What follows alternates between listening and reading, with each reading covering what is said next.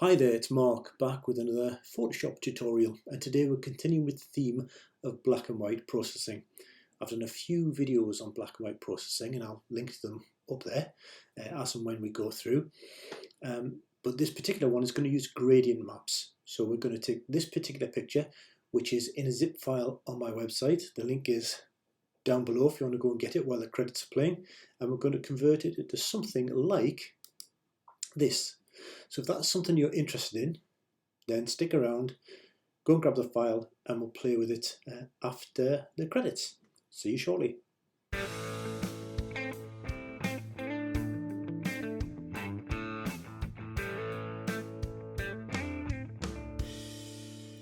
Okay, I think let's get cracking here. So we're going to use gradients and black and white. So I'm going to first do a base black and white adjustment, and I want to do this for a particular reason. These represent the luminance values of the underlying colour, not the changes to the colour, it's changes to the luminance value of the underlying colour. So how much red do you think there is? Let's have a look at it again. How much red and yellow do you think make up the face? Well, let's have a look, shall we? Wowsy. So I knew that would happen, by the way. There's an awful lot of reds and an awful lot of yellows in skin tones. Just double click to put them back. So that's primarily where we're going to target. I doubt there'll be any magenta in here. Oh yes, there is, just on lip and eye. So I'm going to actually change the magenta a little bit, brighten it, I think, just a touch, somewhere around 80. The reds, I'm going to pick that up, possibly not as strong as that. About there. Yellows, I'll lift those up as well. Green, I wouldn't have thought there'd be much green. No, I can't see any difference. Just leave that there. Will there be any cyan? Yes, a general glow on it. I'm going to bring that one actually down a bit, I think, to there. So I'm quite happy with that being my base black and white setting. Let's have a look what gradient map will do for us. So what's the gradient map done? Well, this default one is a foreground to background. Cancel that. And I had my, I'm just going to delete that. I have my foreground white and background black. So I'm just going to go big brush tool, X to change that around, and I'm going to apply that gradient again. Gradient map. So my default here is black to white.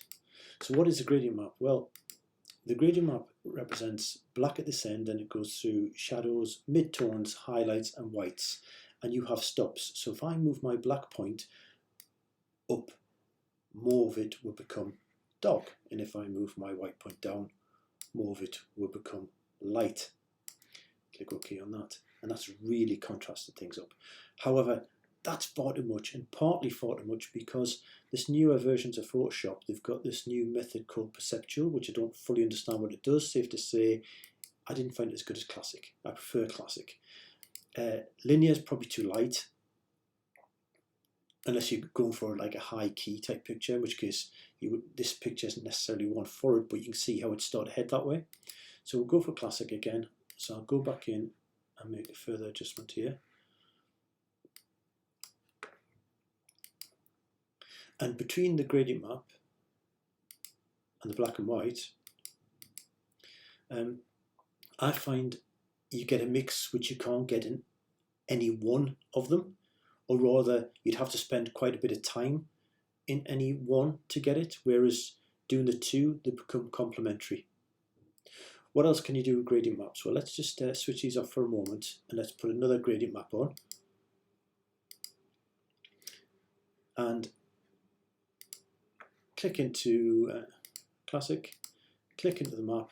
Now, I have my gradient map really wide. Your box would probably pop up something like this. Let's leave it there for the moment. And you've got all sorts of gradients in here and some in Legacy, you've got a photographic presets, I think it's called, photographic toning. And there's lots of gradients in there for toning a picture. So irrespective of what we're doing here on black and white, you might like a particular tone, a duotone or a tritone, sepia. There's all sorts of colours you can pick out. And if you look across here, there are different stops. In our black and white one, there was two. There was a white and a black.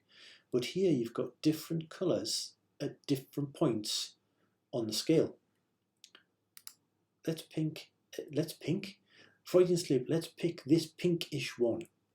And this is why I have my gradient dialog box so wide, because if you're doing finite controls here, a little movement can make a lot. But if you make it much wider, then a little movement is a little change. So if we slide this up, we'll bring some more darks in, we can crush this end of it a bit more, and we can brighten this end a bit more. In fact, we can brighten this end a little bit more because on any one of these I can click on colour and then change that colour. So I can choose to make that white. And this one I'm going to make whiter as well. So I'm actually changing the colours in the stops on this. I'm making it very metallic and garish, but as I usually do, I do things in extreme so it's easier for you to see on screen what it is I have changed. So let's just OK on that one. And that's introduced a gradient map of our own making. You can still do things like putting opacity on there. And sometimes I find picking a gradient that might look garish, but then you lower the opacity, you get some really nice warms or cool tones over it. So let's compare and contrast that. That's not too bad a look. Anyway, I digress, but I just wanted to expand on gradient maps. So we've now got our black and whites. In my original picture, I wanted to bring out the eye colour. So first things first, let's get rid of our gradient and black and white over the eye. Click on the layer mask on black and white. I've switched the gradient map off. B for brush tool, D for default colours, X to get black as my foreground colour. My brush, let's take the full opacity for the moment, and I'm just going to get rid of. Let's blow this up a bit.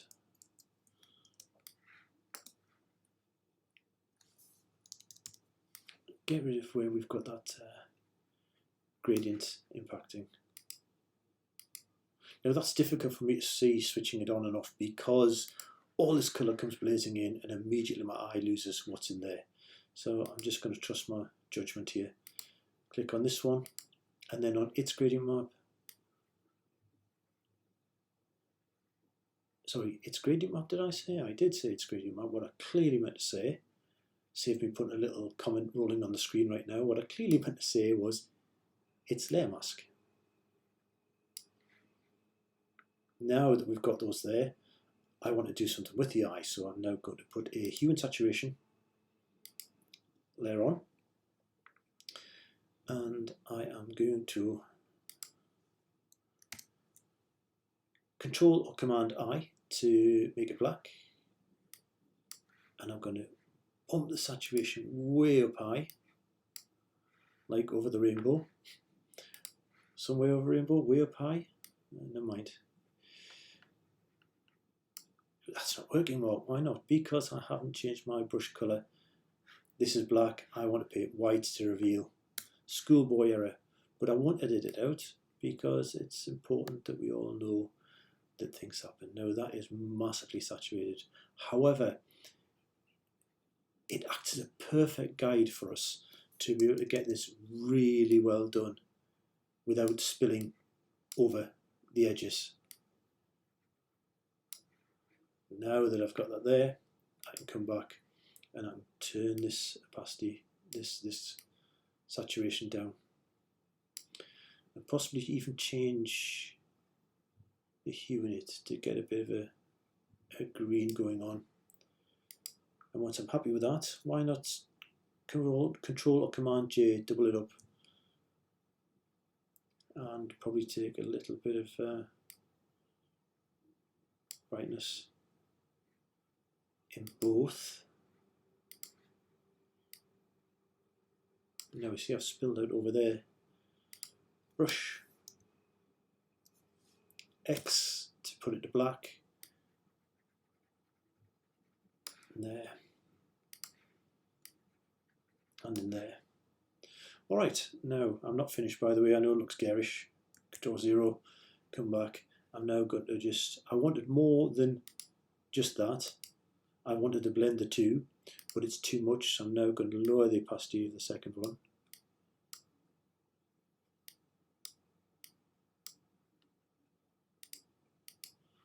Possibly a little bit more. There you are. Control 0. So I'm almost happy with that. Zoom out, see what it looks like from a distance. It's always a good thing to do. Zoom back in. Right, so one thing I want to do now is just finish off the whole thing with a curves adjustment layer. Just a generic curves adjustment layer. And I want to bring those blacks down a bit more and just take the highlights up a touch more. There you are. What else would I do with this? Well, I'd group all these.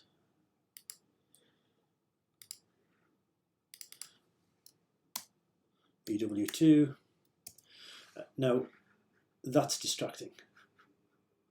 So let's make a Command Option Shift E, Control Alt Shift E on a PC, creates a stamp layer of all of the layers. So now that's one hybrid layer of everything. And now that we've got that there, let's go over here and click on our spot healing brush and get rid of some of these distractions.